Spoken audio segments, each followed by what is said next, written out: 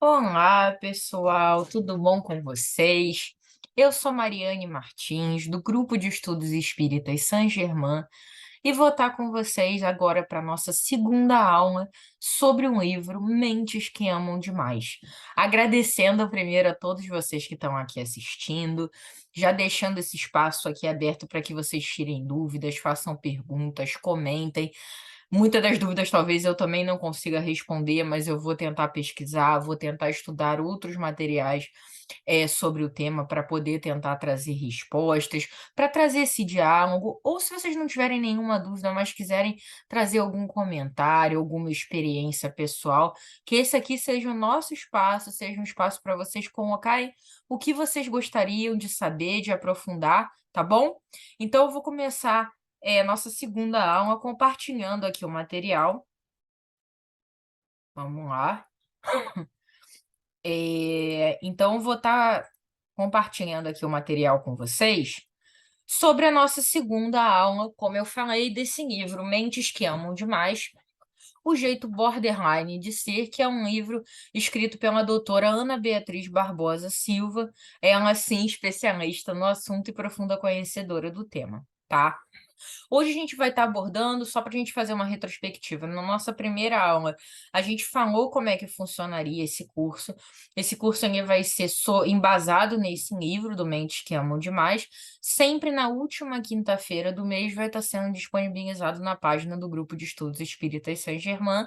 E a gente vai estar dividindo essa obra em alguns capítulos a serem trabalhados em cada aula, tá bom?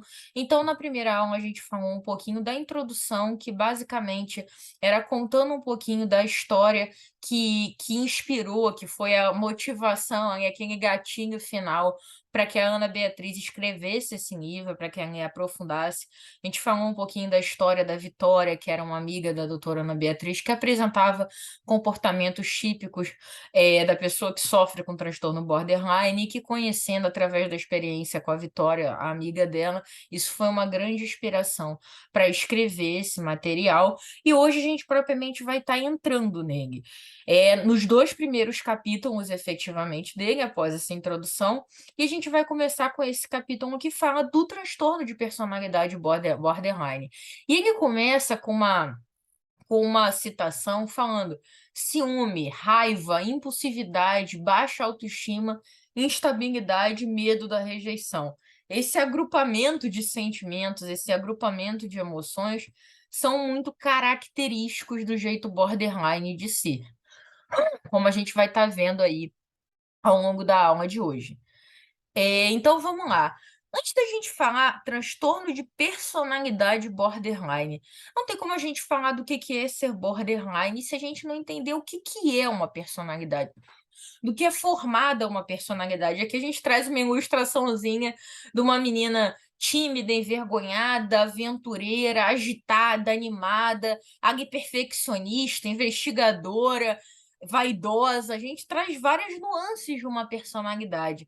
E vamos trazer também a definição que a doutora Ana Beatriz coloca no livro. Ela fala o seguinte para gente: uma personalidade, ela é formada por um conjunto.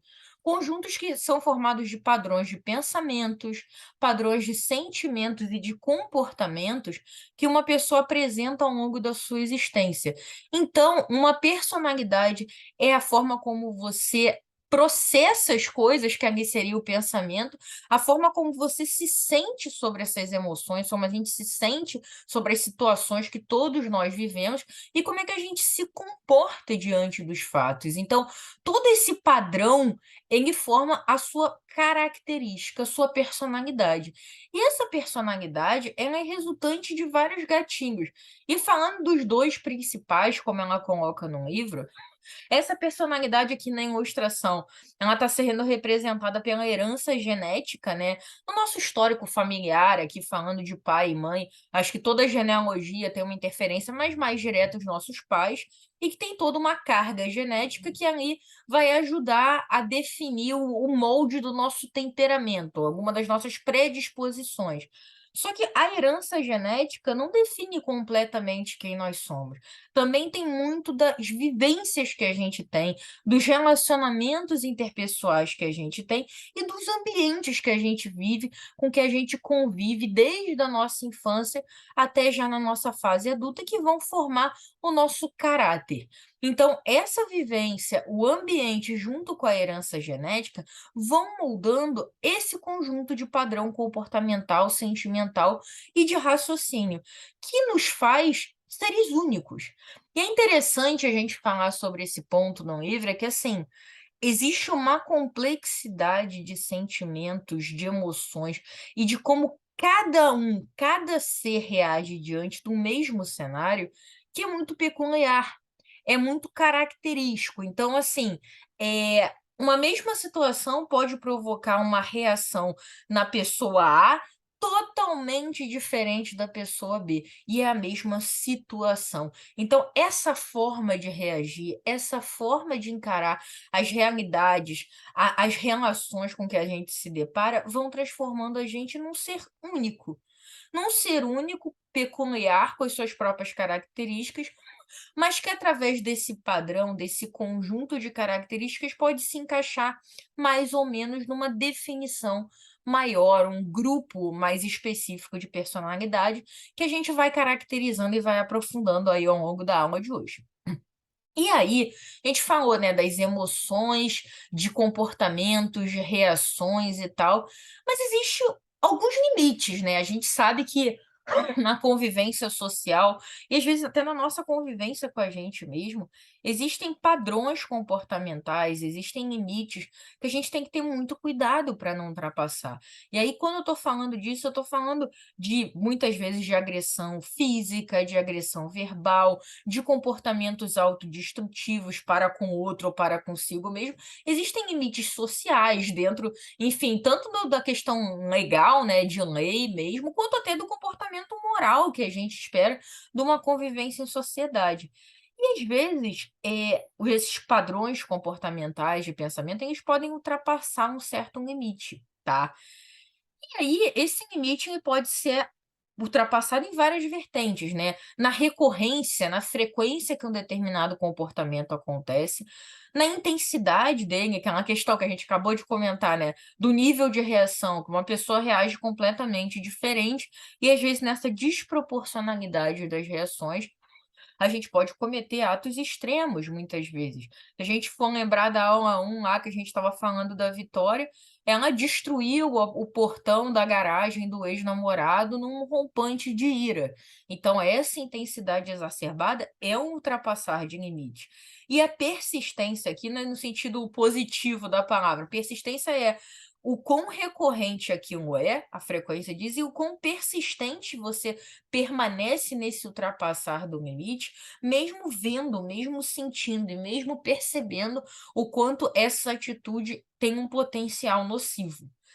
E quando a gente olha, essas três ângulos, né, essas 3 características de um padrão comportamental, ela vem e fala, né, sobre quando essa personalidade, esse conjunto de características, ele é caracterizado por um padrão existencial, marcado por uma dificuldade de adaptação do indivíduo a qualquer ambiente social e muitas vezes na própria convivência consigo mesmo, isso caracteriza o que a doutora traz aqui no livro sobre o transtorno de personalidade borderline. E aí é legal de falar, gente, que no significado da palavra, né, borderline é um termo em inglês e ele significa limítrofe. E ele traz nessa palavrinha uma definição muito precisa do que é o transtorno. Porque é literalmente viver no limite, é literalmente viver à margem de sentimentos e emoções que muitas vezes foge ao que você gostaria, foge ao que é razoável em termos de sociedade, o aceitável, e foge realmente de qualquer padrão comportamental que te traga paz, que te traga estabilidade e que te traga equilíbrio. Então, essa personalidade borderline, essa personalidade limítrofe, é realmente uma definição curtinha, a gente vai ver que tem muito mais profundidade aí no material que a doutora Ana Beatriz traz, mas que é uma boa caracterização. Acho que é uma boa palavra para resumir o transtorno como um todo. É ser literalmente que nos leva a um limite do nosso comportamento, da nossa emoção. E por falar em limite, essa figura foi tirada do próprio livro, tá? E é num ponto do livro que a doutora traz, o como a personalidade borderline, por vezes, se confunde, tá, se confunde com outros tipos de doença. Deixa eu ver se eu só fazer um teste aqui. Não, tá certinho. Achei que a gravação tinha sido interrompida, mas ainda tá gravando aqui. Desculpa, gente. Então, aí a doutora traz o quanto esse transtorno, às vezes, se confunde, perdão, com outros transtornos dentro da psiquiatria, da psicologia, justamente pela sua característica de ser tão limítrofe. E ele esbarra em vários desses outros transtornos que está nessa figura: depressão, ciclotimia, bipolaridade, TAH, transtorno de personalidade antissocial ou psicopática, estresse pós-traumático, transtornos de ansiedade. E aqui no material, para não ficar muito extenso, tá? E aí eu já vou fazer um comentário aqui que eu recomendo muito, tá, gente? Muito que vocês leiam esse livro. Eu sou suspeita em falar, eu gosto muito do tema. Eu já tinha lido esse livro há algum tempo atrás e estou relendo aqui para montar esse material para conversar com vocês. Mas é um livro muito rico e ele vai falar um pouquinho de cada um desses transtornos quando ela aborda esse limítrofe. Aqui, por uma questão da apresentação, até para também não me estender muito, eu vou trazer essa interação com três grupos, né, de outros tipos de transtornos psicológicos, mas recomendo que vocês leiam porque é de fato muito interessante, tá? E nesse primeiro limítrofe, né, esse primeiro limite, a gente vai fazer um comparativo da bipolaridade com o transtorno borderline, tá? A bipolaridade aqui, ela vai se misturar com um quadro que, por vezes, oscila entre um quadro de mania e um quadro de depressão. O que que seria um quadro de mania e um quadro de depressão? A depressão, acho que a própria palavra já se autodefine melhor, é um estado de tristeza profunda, muitas vezes alterando a sensação de realidade no que você enxerga do mundo, a sua motivação, a sua interação, o seu autocuidado. A depressão às vezes leva a pensamentos extremamente nocivos, e por outro lado, a mania é um quadro da bipolaridade, é uma das pernas, né, da bipolaridade, que você oscila entre pensamentos muitas vezes de euforia, de sensação de grandiosidade, de uma autoestima exacerbada, uma sensação de poder muito grande, e às vezes até algumas manias mesmo de achar que você está sendo perseguido, que as pessoas estão te observando. Então, a bipolaridade, falando um pouquinho do transtorno, ela é caracterizada por essa oscilação. E oscilação é uma palavra que super cabe nesse contexto borderline, nesse contexto limítrofe. E a gente traz esse comparativo. A bipolaridade, ela é caracterizada por uma desregulação, essa oscilação dessas fases, né, de mania e depressão, que ela tende a ser mais duradoura e que ela tem realmente uma alteração dos neurotransmissores, da parte química do cérebro. Já o borderline, apesar dele ter essas oscilações, ele é muito mais repentino, muito mais influenciado por algum evento externo, por alguma contrariedade, por alguma rejeição, por alguma situação que abalou aquela pessoa naquele momento. Então, tende a ser mais repentina. Em termos de caracterização da doença, a bipolaridade é considerado um transtorno de humor e o borderline um transtorno de personalidade. Como eu falei agora há pouco, nessas oscilações, na bipolaridade, na fase de mania, muitas vezes você tem uma autoestima, uma euforia e uma sensação de grandiosidade, de poder muito grande. E no borderline, essas oscilações por vezes te levam a uma sensação de vazio, de se sentir inútil, de se sentir incapaz. E aqui a durabilidade, né, na verdade, a bipolaridade nesses ciclos, eles tendem a durar um tempo, esse tempo vai variar muito de quadro para quadro, pessoa para pessoa, mas tem uma duração de semanas, de meses.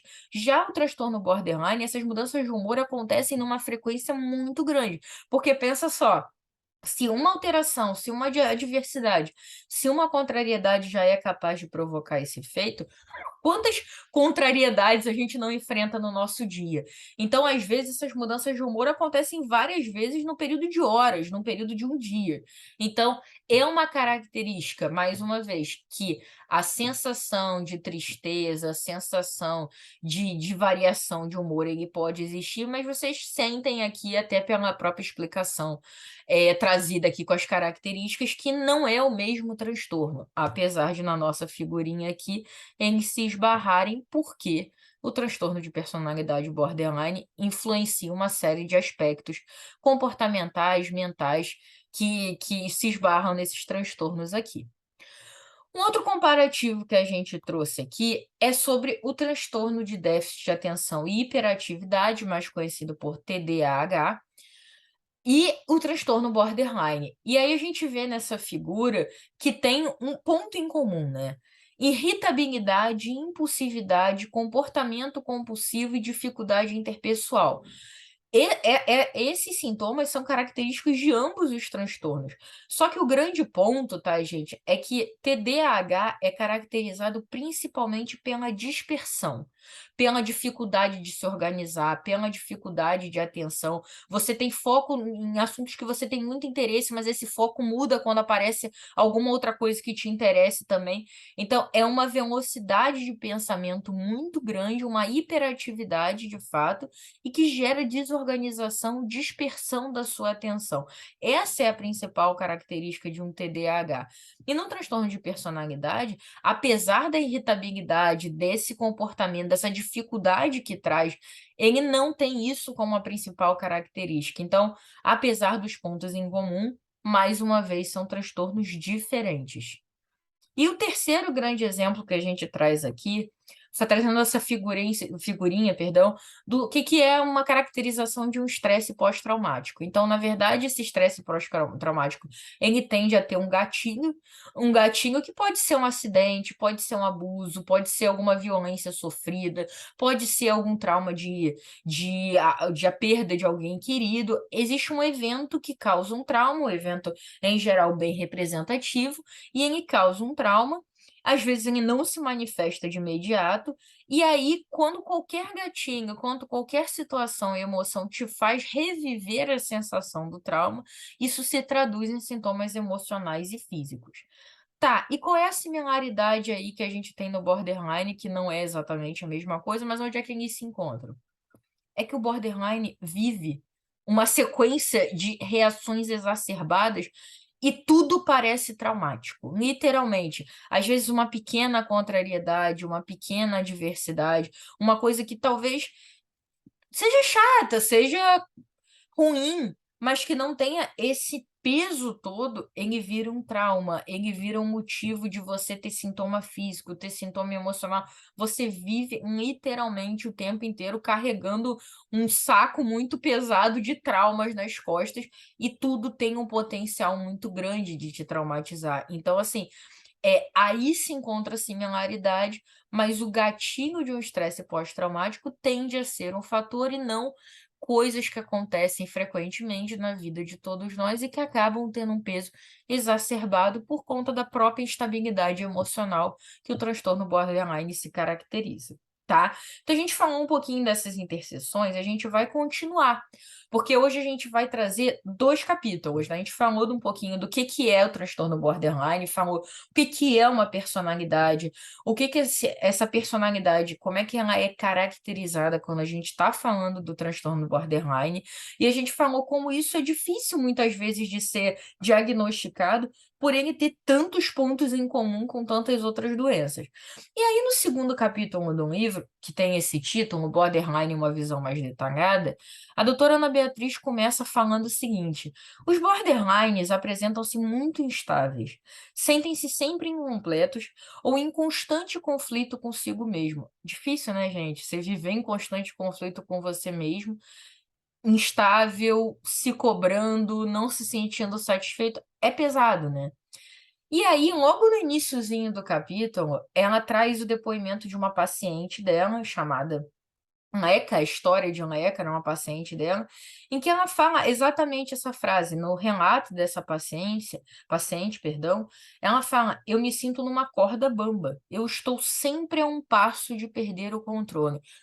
E aí a Ana Beatriz fala o quanto isso foi uma frase, enfim, de uma consulta, de uma sessão, e que aquilo não tinha um significado tão grande, porque é uma forma perfeita de resumir essa sensação limítrofe, de você estar sempre a um passo de sair ali do seu dentro do seu da sua margem de controle, de você realmente se descontrolar e, de repente, ter alguma ação que nem você gostaria de ter. E aí ela fala um pouquinho da história da Leca, e ela fala que, na verdade, fazendo um contraponto, né, eu vou trazer aqui, a gente tinha visto no primeiro capítulo sobre a Vitória, que ela tinha históricos de relacionamentos sempre muito conturbados, e que ela tinha um histórico agressivo, agressivo para com o outro, de tentar sempre retomar, se o relacionamento acabasse, aquilo só era acalmado quando ela encontrava outro foco de amor, outra pessoa para ela se ligar emocionalmente. E que aquilo muitas vezes, quando ela estava frustrada, se sentindo rejeitada, ela agredia. O episódio do portão, que foi o grande gatinho, né, para Ana Beatriz escrever um livro depois desse episódio, né, foi uma manifestação para com o outro, né, tipo, envolveu polícia, é um ato muito extremo. Na Leca, que é essa outra paciente, ela falava que o primeiro grande trauma dela também foi por conta de um relacionamento amoroso, e aqui só uma observação: isso pode ser diferente para cada pessoa, tá, gente? Não é que a personalidade borderline, ela sempre vai agir da mesma forma para todo mundo ou vai ter o mesmo gatinho para todo mundo. Mas fato é que a personalidade borderline envolve uma dificuldade de se relacionar. E, naturalmente, isso com as pessoas que a gente tem mais intimidade, mais liberdade, acaba sendo mais característico essas emoções e esses gatinhos aparecerem. Mas voltando aqui para a história da Aleca, no livro ela fala que essa paciente também teve um primeiro episódio no final do seu primeiro relacionamento, e que ela tentou, enfim, se suicidar, graças a Deus acabou conseguindo ser salva, acabou conseguindo sobreviver ao episódio, mas ela tentou se suicidar, e que ela tinha um comportamento muito tóxico, se afundando na bebida, na automutilação, enfim, se queimava, enfim, tinha atos contra si mesmo. Isso gerava uma questão até na vida profissional dela muito ruim, porque toda vez que ela tinha uma briga, e as brigas eram muito constantes nos seus relacionamentos, ela não ia trabalhar no dia seguinte, então ela tinha um comportamento muito autodestrutivo. Só da gente falar aqui dos exemplos, né, de se queimar, de tentar se suicidar, de colocar em risco o seu emprego, era um comportamento, apesar do foco daquele comportamento nocivo, não ser propriamente o outro, ser ela mesma, tinha as mesmas características que a gente vai falar aqui: a impulsividade em não medir as consequências e não pensar, no efeito daquilo que está sendo feito, na intensidade, tudo muito extremo, tudo muito sentido. Na dramatização, porque, enfim, ninguém pode julgar a emoção de ninguém, ninguém pode julgar a dor do outro, a gente tem que ter muito cuidado com isso, mas fato é que adversidades e dificuldades todos vão passar, então esse excesso de intensidade às vezes vira, assim, um drama no sentido de superdimensionar qualquer contrariedade, e numa dependência afetiva muito grande, em você não querer se sentir abandonada, rejeitada, em você precisar estar com alguma pessoa, e aí não estou falando aqui mais uma vez num contexto romântico, no caso desses 2 exemplos, mas eu acho que vai para além disso, acho que você depende afetivamente em muitos nichos, seja familiar, seja de amizade, e também num contexto amoroso, mas uma dependência afetiva do outro muito grande. Então, apesar de manifestações diferentes, essas características estavam sempre presentes, e é interessante falar aqui com vocês também,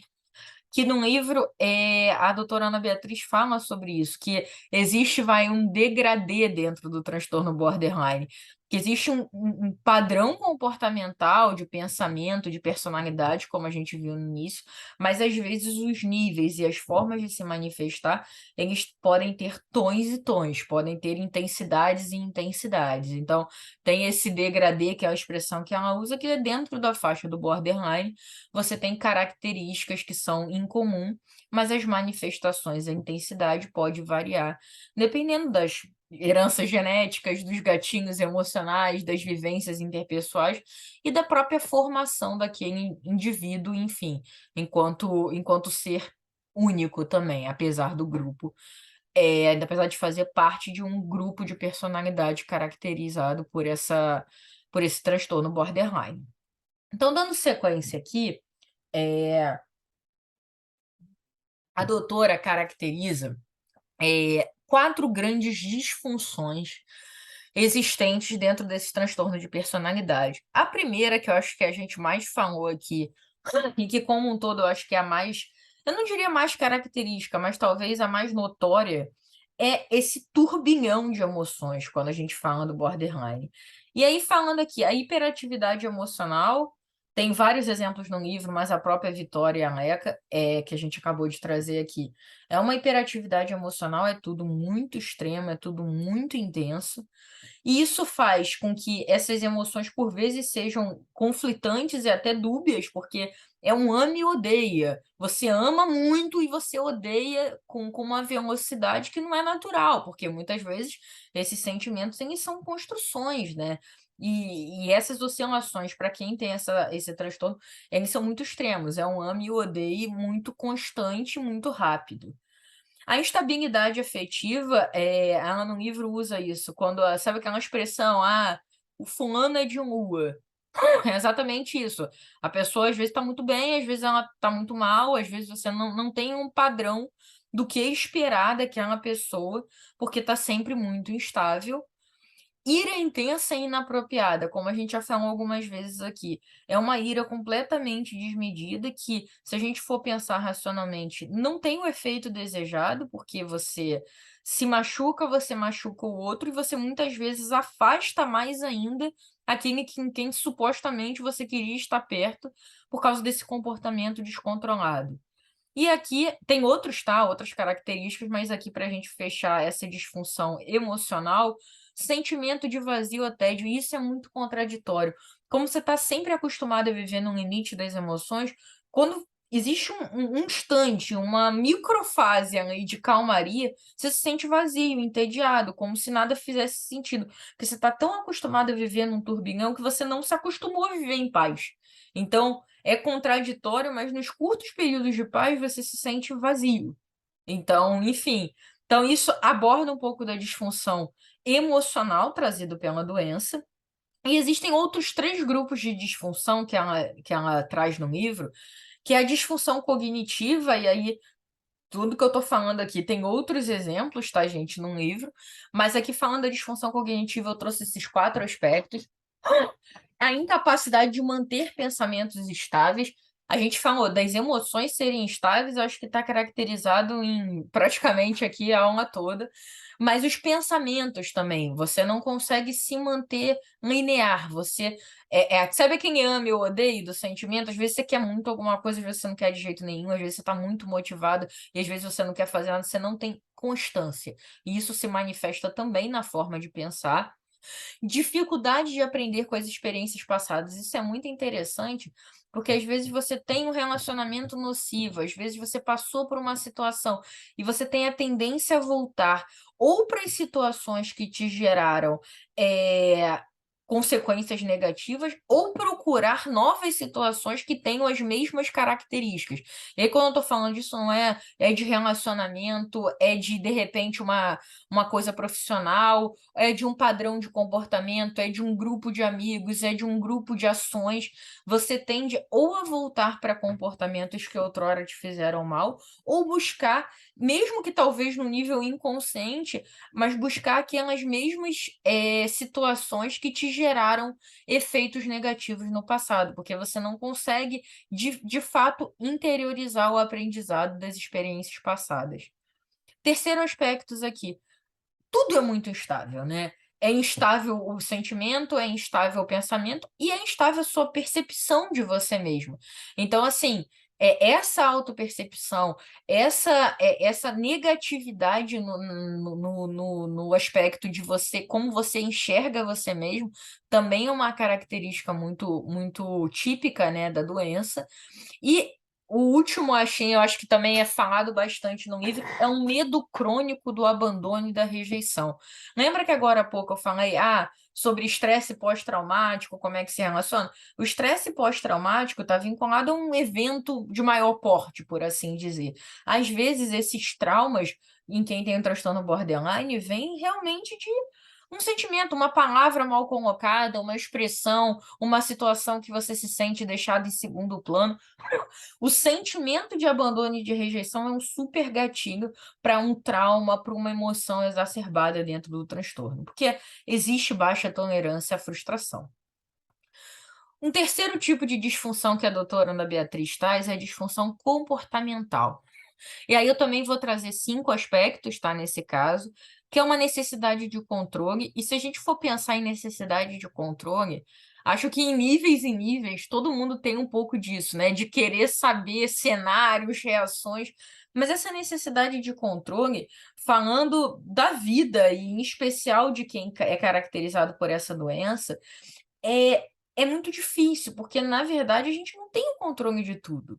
A gente não tem o controle do que a gente muitas vezes precisa passar, a gente não tem controle sobre as ações do outro, a gente precisa pelo menos tentar controlar as nossas ações, mas muitas vezes até isso existe dificuldade. Então, essa necessidade de controle gera muita dor, porque você, na ânsia de evitar, que algo ruim aconteça, você acaba adoecendo relações e adoecendo a você mesmo. Mais ainda porque você se sente incapaz, porque não é possível controlar tudo o tempo todo. A disfunção comportamental também é caracterizada por padrões de aparência oscilante. Ela fala um pouco que você meio que se adequa você quer tanto ser aceito, você quer tanto não ser rejeitado, que às vezes você muda a sua forma de se vestir, o seu gosto de musical, um lugar que você goste de frequentar para se encaixar em grupos. Isso falando de aparência, vai em todo esse nicho, forma de vestir, forma de se portar, forma de se apresentar, cabelo, enfim, tudo para se encaixar num contexto em que você se sinta aceito. Conflitos frequentes, não dá para achar que instabilidade, impulsividade, ira exacerbada não vai gerar situações conflituosas. Atitudes destrutivas, a gente viu as atitudes lá no exemplo da Vitória com o outro, no exemplo da Leca consigo mesmo, mas sempre ali caracterizada pelas atitudes destrutivas, e muitas vezes vai ser para os dois. Às vezes a ação destrutiva vai ser com você mesmo e com o outro. E uma dependência excessiva, que é você, dentro de querer sempre se sentir aceito, sempre se sentir importante, sempre se sentir querido, você criar dependência das pessoas em um nível que é, enfim, muitas vezes doentio, muitas vezes exacerbado. E o quarto grupo de disfunção que a doutora traz no livro é a disfunção pessoal, que é o que a gente falou agora há pouco, um pouco dessa sensação de vazio, quando você tem períodos que não estão de tanto turbilhão, você se sente vazio, você se sente incompleto. Muitas vezes essa sensação de solidão, por você se sentir sempre rejeitado, sempre abandonado, você, mesmo que você esteja em grandes grupos, você acha que ninguém se importa o suficiente, e aí você se sente sozinho. A frequente comparação, isso é uma coisa muito característica também, você se compara o tempo todo com o outro e você sempre se sente pior, você sempre se sente inferior, a sua autoavaliação é muito negativa, então, você se deprecia bastante. E aqui é interessante esse quarto ponto que ela fala, né, dificuldade de expressar suas necessidades e sentimentos. Pô, mas você não acabou de falar que, pelo contrário, é tudo exacerbado, fala demais, age demais, às vezes comete ato extremo. Como assim dificuldade de expressar? É porque expressar uma necessidade, um sentimento, ele exige um controle para que o outro de fato te escute, para que o outro de fato entenda como é que uma determinada situação pode ter machucado, como é que uma determinada situação pode não ter sido positiva. Então, você falar com raiva, com ira, com descontrole, com destempero, não te faz ter facilidade de se expressar. Faz ter facilidade de estourar, não de ser entendido, não de colocar como uma determinada situação te afetou. Então, essa dificuldade de expressar de forma razoável, de forma consistente, de forma clara, sem descontrole, é uma disfunção pessoal muito característica também do transtorno. Então, gente, vou beber um golinho d'água que eu tô falando muito, né? Hoje a gente falou um pouquinho sobre o que que é, né, o transtorno, o quanto ele se esbarra em outros aspectos, né, outras doenças que existem aí na psiquiatria, na psicologia, e como dentro do transtorno borderline isso gera diversas dificuldades nas suas interações com o mundo, na sua forma de se relacionar com o mundo e na sua forma de se relacionar com você mesmo. Mas existe uma coisa que eu acho que se divide, que a gente fecha esse segundo capítulo no livro falando, que é muito interessante, tá, gente? Que é um cuidado importante. Aí eu vou ler 3 trechinhos aqui pra gente fechar, que são extrações do próprio livro, tá? Que eu achei um ponto muito, muito sábio e muito pertinente colocado pela autora, que ela fala o seguinte: temos que ser cautelosos com possíveis avaliações leigas que tendem a rotular as pessoas sem a consulta de um profissional especializado nos diversos transtornos de comportamento humano e, em especial, nos transtornos de personalidade. No livro é falado que esse transtorno ainda existe em cerca de 2% da população mundial. Isso são dados de 2010, tá, gente? Então, não está tão atualizado assim, mas são dados de 2010. 2% da população mundial são diagnosticados com esse transtorno, cerca de 4 milhões da população brasileira, mas esse transtorno ele não é fácil de ser identificado, ele se mistura com várias coisas. Então, a gente tem que ter muito cuidado para não achar aqui que ler um livro, assistir uma palestra, ler um material, a gente está pronto para diagnosticar quem quer que seja. Então, é um cuidado muito importante e também da gente não usar o conhecimento para além de diagnosticar, ofender e gerar conflitos, porque a gente acha que a pessoa tem isso ou aquilo. Então, vamos ter bastante cautela com relação a isso. E aí, continuando, a doutora fala: não podemos de forma alguma incorrer no equívoco de diagnosticar todas as pessoas que apresentam alguma das características descritas. O que caracteriza de fato o transtorno borderline é a presença de um conjunto bem delineado de sintomas e o padrão de frequência, intensidade e temporalidade disso no cotidiano desses indivíduos. Então, isso é importantíssimo também de frisar. Todos nós passamos por momentos de raiva, de tristeza, de ansiedade, de insegurança, de rejeição, de medo. São emoções, são sentimentos normais. Então, não é porque alguém sente isso, não é porque você que está me ouvindo sente isso, que isso significa que você ou aquela pessoa que está do seu lado tem essa característica. Então, lembrando que personalidade é um padrão de pensamento, comportamento e sentimento. Não é você ter às vezes, emoções que são naturais de todos os seres humanos. Então, bastante cuidado com isso. E para fechar a aula de hoje e fechar esse slide dos cuidados, né? A gente vai ter um capítulo sobre isso, tá? Mais para frente do livro, mas ela já destaca aqui, eu achei bem interessante trazer. Ter o transtorno borderline, ser uma pessoa com esse transtorno, é muito mais do que parecer border. Então, a gente tem que ter esse cuidado. Ser e parecer não são a mesma coisa, então muita cautela e muito cuidado quando na nossa convivência social, na nossa convivência cotidiana, para que a gente não ultrapasse limites porque a gente teve contato com o material e achou que talvez possa se encaixar. É claro que a gente sempre pode procurar ajuda, é claro que a gente sempre pode aconselhar procurar ajuda. Isso é um transtorno, tem medicações, tem terapias, tem tratamentos, também vai ser abordado no livro sobre esse assunto mais para frente, mas o importante é aconselhar, se preocupar, não ser indiferente é sempre muito positivo. Julgar, apontar o dedo e gerar conflitos através de um conhecimento não é esse o propósito. Então vamos ter cuidado com isso, tá? E a gente vai fechando a aula de hoje. Os próximos capítulos a gente vai falar um pouquinho de como é que é esse transtorno dentro da infância e da adolescência. Eu espero encontrar vocês na última quinta-feira do mês de setembro, que a gente esteja junto mais uma vez, reforçando aqui esse espaço para que todos interajam, tragam perguntas, tragam questionamentos, tragam sensações. E aqui eu, Mariane, assim como todos os trabalhadores do Grupo de Estudos Espíritas Saint-Germain, estamos totalmente à disposição para a gente conversar mais, tá bom? Muito obrigada para quem acompanhou até agora. Uma boa noite e um grande beijo. Tchau, tchau.